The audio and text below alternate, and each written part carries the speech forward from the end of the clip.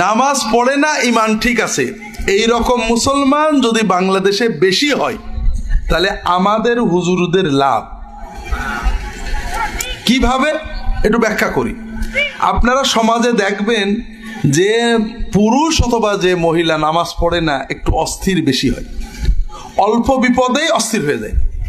ছেলের অসুখ হোক আর ছাগলের অসুখ হোক, মামলা হোক আর ঝগড়া হোক, অস্থির হয়ে যায়, বিপদ মনে করে। জ্বর জারি, মাথা ব্যথা, পেট ব্যথা, পায়খানা যাই হোক না কেন খুব ভয় পায়, অস্থির হয়ে যায়, মনে করে আল্লাহ হয়তো বিপদ কাটাতে পারবে, কিন্তু আল্লাহর কি করে ডাকতে হয় জানে না। ও তখন কি করে, বিপদের মাত্রা হিসেবে 200 টাকা বা 2000 টাকা একটা মুরগি বা 2টো ছাগল নিয়ে